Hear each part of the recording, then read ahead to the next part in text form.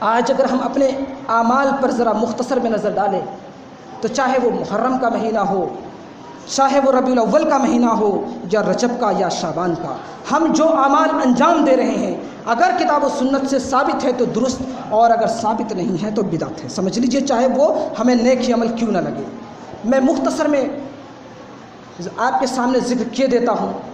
بہت سارے لوگ شعبان کے مہینے کے اندر چراغاں کرتے ہیں۔ یہ چراغاں کیا چیز ہے؟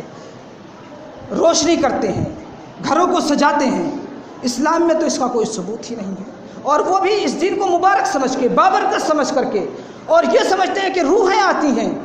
روحیں تو اللہ رب العالمین نے کہہ دیا وَمِن وَرَائِهِمْ حِجَابٌ إِلَىٰ يَوْمٍ يُبْعَثُونَ، وہ قیامت کے دن تک کے لیے ایسی جگہ چلی گئی کہ واپس نہیں آ سکتی۔ جو روح ہمارے جسم سے نکل گئی وہ قیامت کے دن تک واپس نہیں آ سکتی، اور عقیدہ رکھتے ہیں کہ روحیں آتی۔ گھروں کو سجاتے ہیں، نہ نبی نے ایسا کیا نہ صحابہ نے ایسا کیا۔ فضول خرچی، وقت کی بربادی، فضول خرچی کرنے والے شیطان کے بھائی، ان المبذرین کانوا اخوان الشیاطین، اللہ نے کہا یقیناً جو فضول خرچی کرتے ہیں وہ شیطان کے بھائی ہیں۔ اب ہمیں اپنے اوپر ذرا غور کر لینا چاہیے، میں تفصیل میں نہیں جانا چاہتا، آگے بڑھیے۔ اس دن حلوہ بناتے ہیں، حلوہ بنانا کوئی منع نہیں، جس دن چاہے آپ اس دن بنائیے، کھائیے، دل کھائے، بنائیے، کھلائیے، لوگوں کو بانٹیے، تقسیم کریے، اجر اور ثواب کا کام ہے، لوگوں کو دیں گے تو۔ لیکن اس دن خاص کر لینا، اس دن آپ کو شب 15 شعبان کو خاص کر لینا، اس کا کوئی ثبوت ہی نہیں۔ اللہ کے نبی نے کبھی ایسا نہیں کیا، نہ صحابہ کرام نے ایسا کیا، پھر کیا ضرورت ہے ہمیں اس عمل کو انجام دینے کی اس دن، اور وہ بھی ثواب کا کام سمجھ کے، برکت کا سا کام سمجھ کے، جس کو ہم نبی نے کیا ہی نہیں۔ صاحب اگر کیا نبی سے زیادہ ہمیں اللہ سے محبت ہے؟ کیا صحابہ سے زیادہ ہم نبی اور رسول سے محبت کرنے والے ہیں؟ یقیناً نہیں۔ صحابہ کے دل میں نبی کی محبت، اللہ کی محبت یقیناً ہم سے زیادہ تھی، انہوں نے اس عمل کو انجام نہیں دیا، پھر ہمیں کیا ضرورت ہے اس عمل کو انجام دینے کی؟ ہم دین کو سمجھتے کیسے ہیں؟ صحابہ کی زندگی کو دیکھ کر سمجھتے ہیں، نبی کی زندگی اور پھر صحابہ کی زندگی کو معیار بنا کر ہم دین کو سمجھتے ہیں۔ جب ان لوگوں نے نہیں کیا تو کیا ہمیں کیا ضرورت پڑ گئی ہے ان اعمال کو انجام دینے کی جو ثواب سمجھ کے کر رہے ہیں، اور نہ نبی نے اس کو سے ثابت ہے اور نہ صحابہ کرام سے ثابت ہے؟ یقیناً بدعت ہے یہ چیز۔ اور اس دن 15 شعبان کو روزہ رکھتے ہیں۔ روزہ رکھیے، شعبان میں زیادہ سے زیادہ روزہ رکھیے، کوئی منع نہیں کرتا۔ شعبان میں روزہ رکھتے تھے، اللہ کے نبی سب سے زیادہ روزہ رکھتے اسی مہینے میں رمضان کو چھوڑنے کے بعد۔ ہاں یہ کہ رمضان سے 1-2 دن پہلے روزہ رکھنا منع ہے، اس کو چھوڑ دیں، اس دن نہ رکھیے۔ شعبان میں سب سے زیادہ آپ روزہ رکھیے، کوئی حرج کی بات نہیں ہے، لیکن یہ کہ 15 شعبان کو آپ خاص کر لیجئے تو ایسا تو ثابت نہیں ہے۔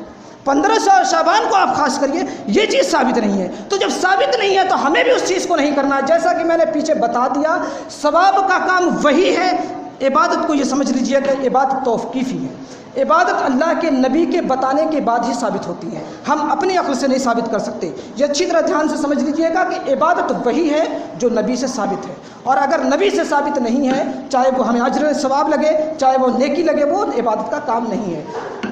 تو اگر ہم 15 شعبان کو نبی نے خاص کر کے روزہ نہیں رکھا، صحابہ کرام نے نہیں رکھا، تو ہمیں کیا ضرورت ہے؟ ہم کیوں اسے اجر سمجھتے ہیں؟ ہم کیوں اسے ثواب سمجھتے ہیں جب نبی کے سے ثابت نہیں؟ یقینی طور سے یہ بدعت کا کام ہے۔ ہاں اگر آپ پیر کو، سوموار کو اور جمعرات کے دن اگر آپ روزہ رکھتے ہیں اور اسی دن 15 شعبان بھی پڑ گئی تو رکھ لیجئے، کوئی منع نہیں کرتا۔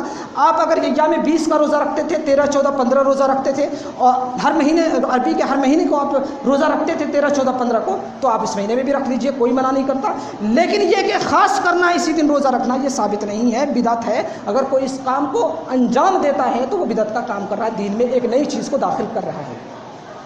اس مہینے کے اندر بعض لوگ قبروں پر جاتے ہیں، کہتے ہیں اللہ کے نبی صلی اللہ علیہ وسلم قبر پہ گئے تھے، اور حضرت عائشہ کے بارے میں کہتے ہیں حضرت عائشہ بھی گئی، وہاں دیکھی، حضرت عائشہ نے دیکھا اللہ کے نبی رات میں موجود نہیں، وہاں پہنچے، دیکھا اللہ کے نبی وہاں موجود ہیں قبرستان پر۔ اللہ کے نبی صلی اللہ علیہ وسلم نے کہا کہ عائشہ کیا تم اللہ اور اس کے رسول کے بارے میں، اللہ کے رسول کے بارے میں خیانت کا خوف کر رہی تھی؟ تو انہوں نے، حضرت عائشہ نے کہا کہ میں نے یہ سوچا کہ شاید آپ چلے گئے ہوں کسی اور کے پاس، اور میرے دل میں یہ خیال پیدا ہوا۔ تو اللہ کے نبی صلی اللہ علیہ وسلم نے کہا کہ نہیں، اللہ رب العالمین اس رات میں سمائی دنیا پر آتا ہے، لوگوں کو بہت زیادہ بخشتا ہے۔ یہ حدیث امام ترمذی نے ذکر کیا اس حدیث کو۔ اس حدیث کے اندر حجاج بن ارطاط نامی راوی آئے ہوئے ہیں، جو راوی مدلس ہیں۔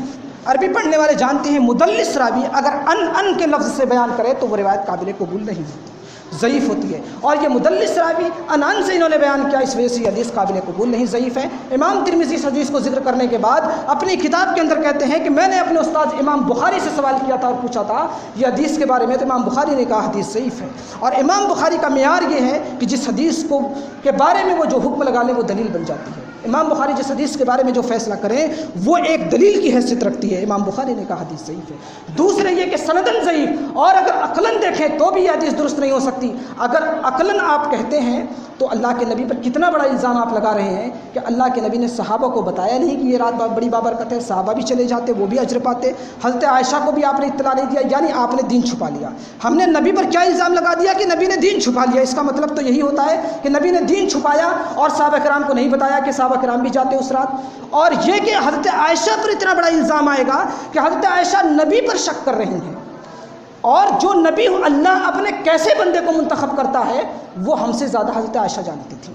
اللہ ایسے بندے کو منتخب کرتا ہے جس کے بارے میں ایمان لانے والا فرد کبھی بھی شک نہیں کر سکتا، تو حضرت عائشہ کیسے شک کر سکتی ہیں؟ اگر ہم ایمان لائے نبی پر کہ نبی اللہ کے رسول ہے تو ہمارا یہ بھی ایمان ہونا چاہیے کہ اللہ کے نبی کے تعلق سے ہمیں کبھی بدگمانی نہیں پیدا ہونی چاہیے۔ اور حضرت عائشہ جب اللہ کے نبی پر ایمان لائی تھی، پھر حضرت عائشہ ایسی بدگمانی پیدا کر لیں، حضرت عائشہ پر ہم اتنا بڑا الزام کیسے لگا سکتے ہیں؟ غور کریے ان چیزوں پر، اور یہ بات دھیان سے سمجھ لیجئے کہ یہ رات بھی قبر پر